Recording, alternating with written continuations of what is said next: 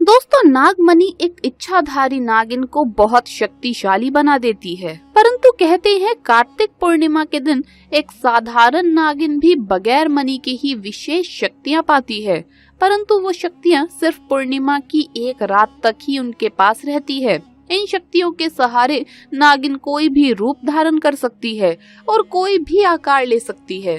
दोस्तों, नागिन महादेव शिव को ही अपना आराध्य मानते हैं। अगर आप भी महादेव के परम भक्त हैं तो सच्ची श्रद्धा से कमेंट बॉक्स में हर हर महादेव जरूर लिखना।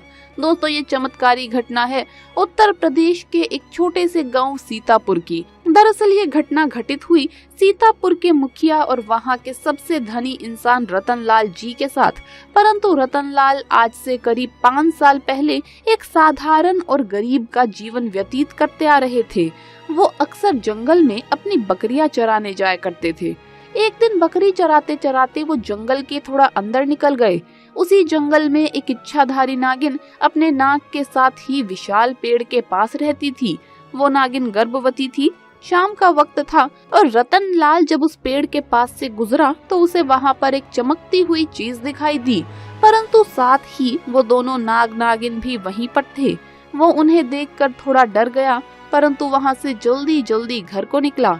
उस रात से वो चीज जो चमक रही थी बार बार रतनलाल को याद आ रही थी, परंतु वो इतना तो समझ गया कि वो हो ना हो कोई बहुत मूल्यवान चीज थी और सोचने लगा कि अगर वो मुझे मिल गई तो मैं भी धनवान हो जाऊंगा। परंतु सबसे बड़ी मुसीबत थी वो दोनों नागिन। अगले दिन जब वो वापस जंगल में उस पेड़ वाले स्थान पर गया, कुछ दूरी पर खड़े होकर छिपकर उस पेड़ के पास रह रहे नागिन को देखने लगा। कुछ देर देखने के बाद उसने ध्यान दिया कि नागिन तो गर्भवती है।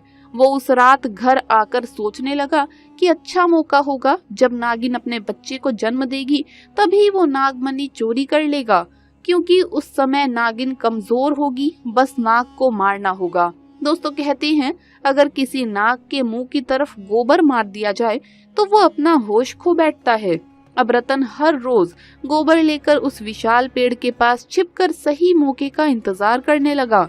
एक दिन जब मौका आया, जब नागिन अपने बच्चे को जन्म देने वाली थी, तभी चुपके से रतन ने नाग के मुंह पर तेजी से गोबर मारा और फिर एक बड़े पत्थर से नाग को मार डाला। फिर उसने नागिन और उसके बच्चे को भी मार डाला और उस मणि को उठाकर जल्दी से घर की तरफ निकल पड़ा। परंतु उधर नागिन किसी तरह बच गई थी और बस बेहोश पड़ी थी। जब नागिन को होश आया और उसने अपने बच्चे और पति को मरा हुआ देखा तो उसके दुख दर्द का ठिकाना नहीं रहा।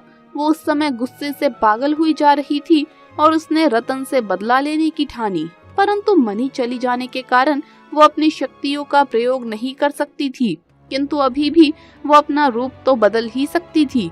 इधर रतन को जैसे ही मणि मिली, उसका पूरा जीवन ही परिवर्तित हो गया। उसकी फसल इस बार काफी अच्छी हुई और महंगे दामों में बिकी। उसकी तो जैसे मानो लॉटरी ही लग गई हो, क्योंकि वो जो भी धंधा कर रहा था उसे हर जगह से लाभ मिल रहा था। रतन को पता था कि ये उस चमत्कारी नागमणि का ही कमाल है। गांव में हर जगह उसका नाम था।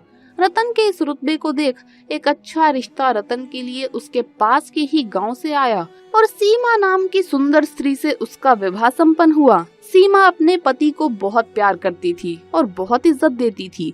दोनों एक दूसरे का कदम कदम पर साथ निभाते। उनकी जोड़ी गांव में मिसाल बन चुकी थी। उधर नागिन भी एक पुरुष का रूप धारण कर रमेश नाम से रतन के यहाँ उसका मुंशी बन गया और रतन का विश्वास जीतने लगा। रतन भी रमेश का व्यवहार और वफादारी को देखकर उसे अपना भाई समान ही मानने लगा। एक दिन सीमा अपने पति रतन के पास आती है और बताती है कि तुम पिता बनने वाले हो, मैं गर्भवती हूँ। ये सुन रतन की खुशी का ठिकाना नहीं रहा। उस दिन वो खुद अपने मुंशी रमेश के पास गया और बोला कि देखो रमेश, मेरा कोई भाई नहीं है। जब से तुम्हारा साथ मिला है तुम मेरे सगे भाई से भी कहीं बढ़कर बन चुके हो। आज मैं बहुत खुश हूँ, इसीलिए आज मैं अपनी पत्नी और तुम्हें एक खास जगह ले जाना चाहता हूँ।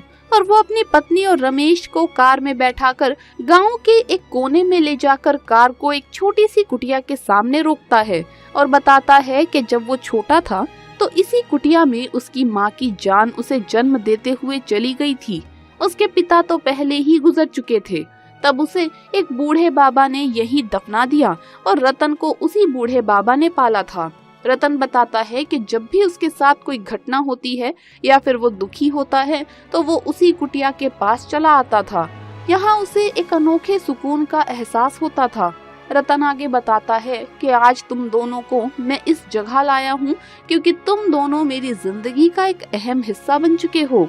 दोस्तों, ये सुन दोनों की आंखों से पानी बहने लगा।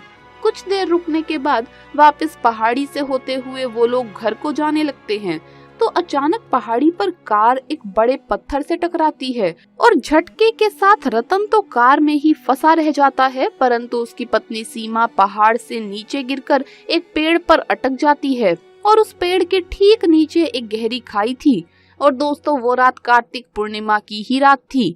रमेश अपनी शक्तियां पाकर पुनः नागिन रूप धारण कर लेता है। रतन रमेश को देखकर चौंक जाता है। रमेश अब नागिन में पुनः बदल गया था।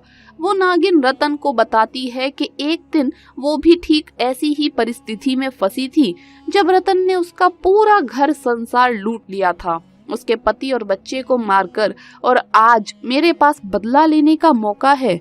रतन घायल गाड़ी में फंसा हुआ था और रो रो कर नागिन को बोलता है कि भले ही मेरी जान ले लो लेकिन मेरी पत्नी गर्भवती है, उसे छोड़ दो। परंतु तभी उस नागिन को अपनी स्थिति याद आती है कि क्या होता है जब कोई अपना छिन जाता है।